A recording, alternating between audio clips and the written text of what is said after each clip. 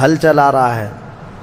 اللہ تعالیٰ قرآن میں فرماتا ہے کہ تم دیکھو گے ان زلزلۃ الساعۃ شیء عظیم یوم ترونها تذهل كل مرضعۃ عما ارضعت وتضع كل ذات حمل حملها، اچانک ایک سور کی آواز آئے گی۔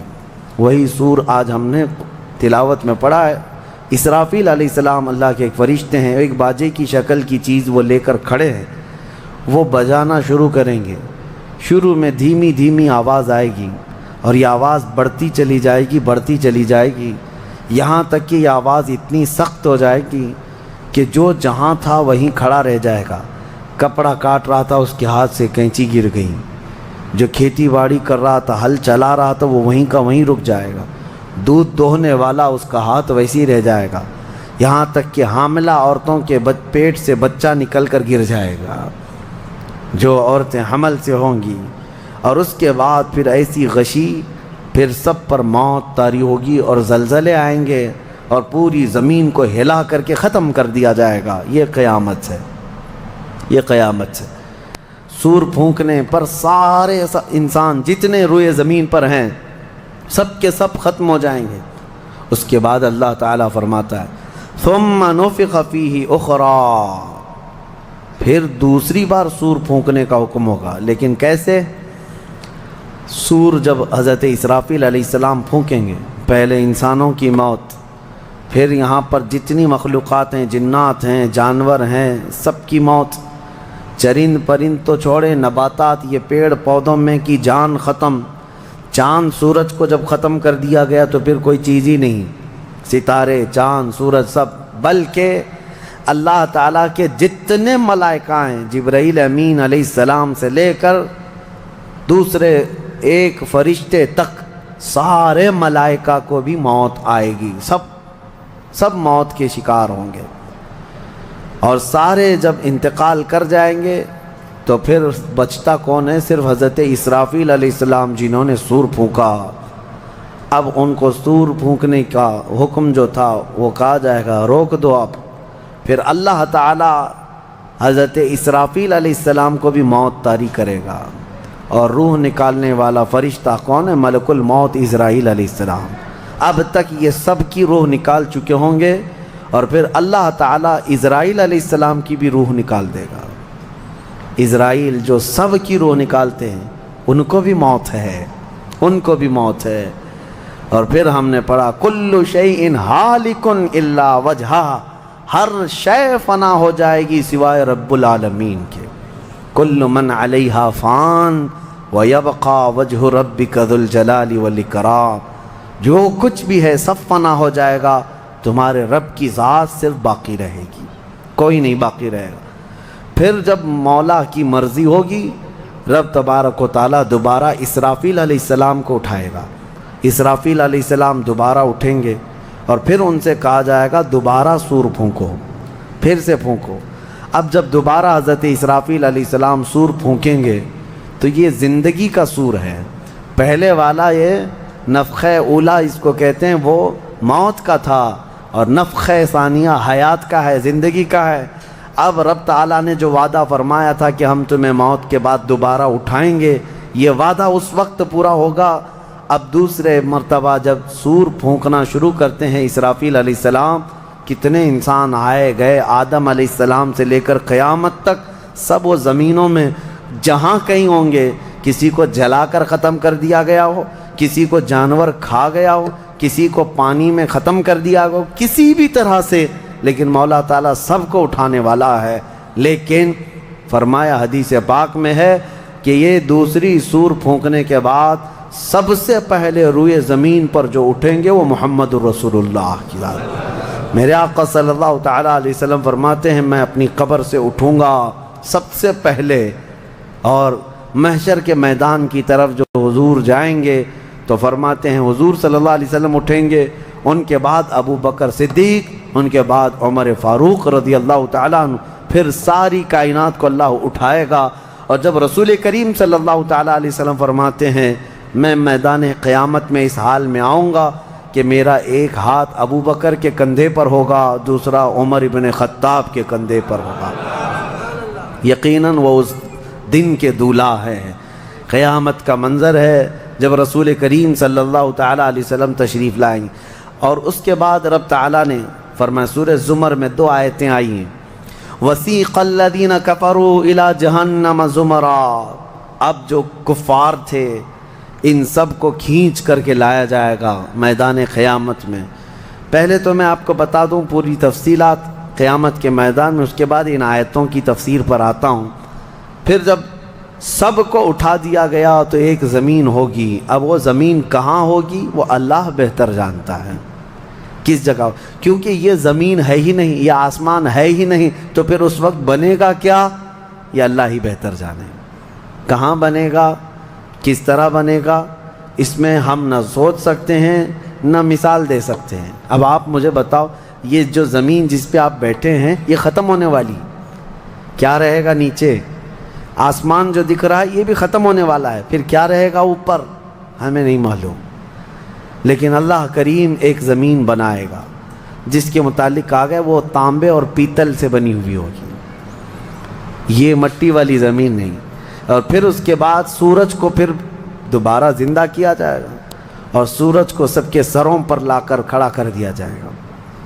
اب وہ زمین اور جس میں سارے انسانوں کو جمع کر دیا گیا ہے، آپ اندازہ کریں وہ زمین میں نہ کوئی عمارت ہوگی نہ درخت ہوگا، وہ بالکل فلیٹ زمین ہے، صرف میدان ہی میدان ہے۔ ایسا نہیں ہے کہ یہاں پر کوئی میدان اور تھوڑی دور کے بعد کوئی عمارت دکھے گی یا کوئی درخت دکھے گا یا کوئی پہاڑ، نہیں، کچھ نہیں، صرف سیدھی زمین۔ اسی لیے کہ وہاں تم 500 سال بھی اس میدان میں بھاگتے رہو گے تو سائے کے لیے ایک پتا بھی نہیں ملے گا، ایک پتا بھی نہیں، کہاں سایہ حاصل کر سکو۔ لیکن کچھ خوش نصیبوں کے لیے اللہ نے فرمایا کہ عرش کا سایہ انہیں اللہ عطا فرمائے گا۔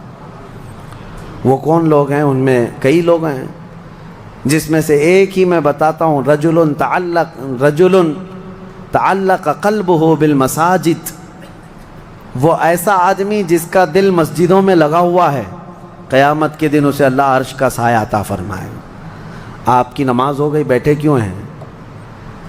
نماز ہو گئی، نماز کے بعد چلے جانا چاہیے، لیکن تمہارا دل مسجد میں لگا ہوا ہے۔ انہی لوگوں کی فضیلت میں ہے جب قیامت کے دن کوئی سایہ نہ ہوگا، ان لوگوں کے لیے اللہ عرش کا سایہ عطا کرے گا۔ اب یہ جو سارے لوگ جمع ہوں گے، کسی کو کچھ پتہ نہیں کہ ہونا کیا ہے، کسی کو نہیں پتہ کہ کیا ہونا ہے، نفسا نفسی کا عالم ہے اور سب ایک دوسرے کو تک رہے ہیں۔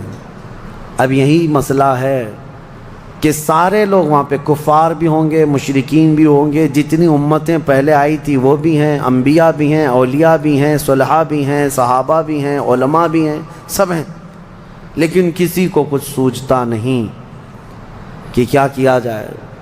یہی بے خبری سے پوری مخلوق جو ہے انبیاء کے پاس جاتی ہے۔ انبیاء میں سب سے پہلے ابو البشر سیدنا آدم علیہ السلام سے کہتے ہیں سارے لوگ، آپ تو ہم سب کے باپ ہیں، ہمارے لیے اللہ کی بارگاہ میں سفارش کریں کہ کچھ ہمارے متعلق کیا حکم ہے وہ پتہ چل جائے، ہمیں کہاں جانا ہے، جنت میں یا دوزخ میں، یہ ابھی پتہ چل جائے، حساب بھی نہیں شروع ہو رہا ہے۔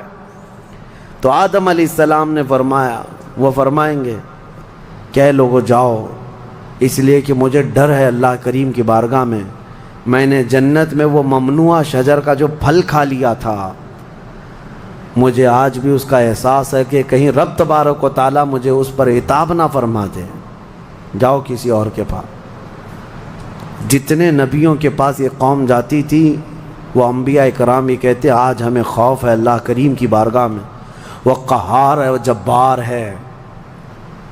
اور میں نے آج ایک آیت یہ بھی پڑھی ہے سورہ مومن میں، اللہ نے فرمایا لمن الملک اليوم، اس دن یہ آواز آئے گی، آج کی بادشاہت کس کی ہے، آج کی بادشاہت کس کی ہے؟ پھر اللہ خود فرمائے گا للہ الواحد القہار، ایک قہر کرنے والے خدا کی آج بادشاہت ہے۔ اس دن صرف اس کی سلطنت ہوگی، صرف اس کی حکومت ہے۔ انبیاء، ملائکہ سب ڈرے ہوئے ہیں، پتہ نہیں برسوں یہ قوم گھومتی رہے گی مخلوق۔ عیسیٰ علیہ السلام فرمائیں گے کہ اے لوگو جاؤ محمد الرسول اللہ کے پاس، آج وہ تمہاری سنیں گے اور اللہ ان کی سنے گا۔ پوری مخلوق جب نبی کریم صلی اللہ علیہ وسلم کے پاس آتی ہے تو نبی پاک صلی اللہ تعالیٰ علیہ وسلم فرماتے ہیں ہاں میں اسی کے انتظار میں ہوں۔ پھر حضور صلی اللہ علیہ وسلم سجدے میں گرتے ہیں اور اللہ کو منانے لگتے ہیں کہ مولا ہے تو تیرے بندے، تو حساب تو شروع فرما۔ اس کو کہتے ہیں شفاعت کبریٰ۔ یہ کیا ہے؟ شفاعت کبریٰ، بڑی شفاعت۔ یہ سب کے لیے، کافروں کے لیے، مشرکوں کے لیے، سب کے لیے۔ یعنی حضور کی پہلی شفاعت کس کام کی تھی؟ کہ اللہ حساب تو شروع کرے۔ یہ شفاعت کبریٰ ہے، حساب شروع کرے مولا تعالیٰ ساری انسانیت کے لیے۔ حضور جب سجدے میں گرتے ہیں اللہ کریم فرماتا ہے ارفع رأسک یا محمد۔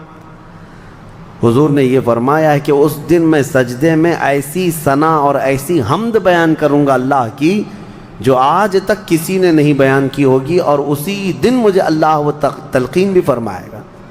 اور جب حضور ثنا کر رہے ہوں گے اللہ فرماتا ہے ارفع رأسک یا محمد، اے محمد صلی اللہ علیہ وسلم اپنا سر اٹھائیے، آپ مانگیے آپ کو دیا جائے گا، آپ پوچھئے آپ کو جواب دیا جائے گا۔ یہ پہلا سوال ہے اللہ کی بارگاہ میں قیامت کے دن، اور پہلا جواب ہے، باقی کسی بندے کو کوئی جواب نہیں تھا۔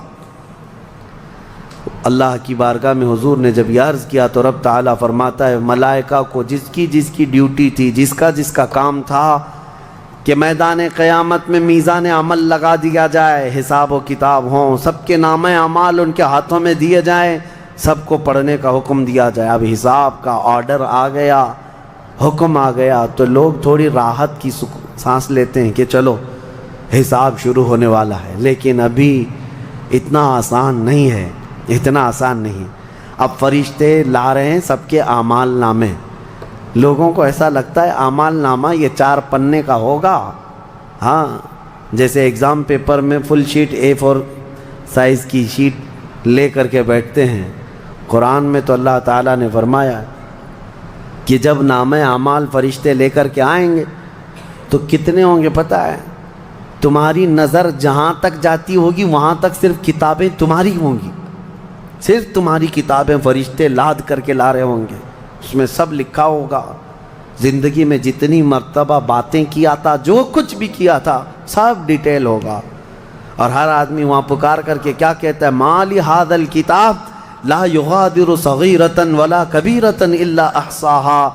اے اللہ تو کیسی کتاب بنا دیا، اس میں چھوٹی چیز بھی نہیں چھوڑی گئی، بڑی چیز بھی نہیں چھوڑی گئی، سب لکھ دیا گیا ہے، اور پھر لا کر کے تھما دیا جائے گا۔ یہ پہلی علامت ہے کہ جس کے سیدھے ہاتھ میں اس کے نامہ اعمال پکڑا دیے جائیں گے، فرمایا گیا اس کے لیے وہیں سے ہلکا پن ہے، بشارت ہے کہ آسانی ہوگی، اور جس کے بائیں ہاتھ میں فرشتوں نے پکڑا دیا تو سمجھ لو کہ اب لمبا اس کا وقت جانے والا ہے، حساب سخت ہونے والا ہے۔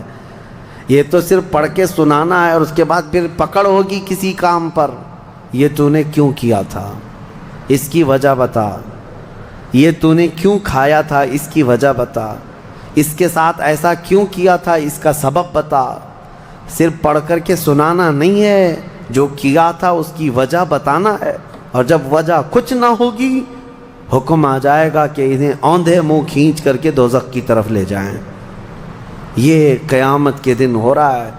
اب یہاں پر ایک دوسری شفاعت ہے میرے آقا صلی اللہ علیہ وسلم۔ اب یہ جو شفاعت ہے یہ خاص امت محمدیہ کے لیے۔ ایک شفاعت حضور نے فرمائی سارے انسانوں کا حساب شروع ہو جائے۔ جب حساب شروع ہو گیا تو رب حضور صلی اللہ تعالیٰ علیہ وسلم پھر سجدہ کرتے ہیں اللہ کی بارگاہ میں۔ اللہ فرماتا ہے محبوب سر اٹھائیں، پوچھیں آپ کو دیا جائے گا۔ حضور عرض کرتے ہیں مولا میری امت کی بخشش آسان فرما دے، میری امت کا حساب آسان فرما دے۔ اب حضور کو اختیار دیا جائے گا، حضور کی یہ بھولی بھالی امت جہاں جہاں ہوگی، حضور صلی اللہ علیہ وسلم فرماتے ہیں میں ان کو دور سے پہچان رہا ہوں گا۔ دیکھو میرے عزیزو، بھرا مجمع ہے، کتنی امتیں ہیں۔ ایک صحابی نے پوچھا یا رسول اللہ ہم کو آپ قیامت میں پہچانیں گے؟ حضور نے فرمایا یقیناً پہچانوں گا۔ کیسے؟ حضور فرماتے ہیں زندگی میں تم جو وضو کرتے تھے، یہ جو اعضائے وضو ہیں، چہرہ اور ہاتھ، حضور فرماتے ہیں قیامت کے دن یہ سورج کی طرح چمک رہے ہوں گے، اور اسی چمک سے میں پہچان لوں گا یہ میری امت ہے، جس کے ہاتھ چہرے چمک رہے ہوں۔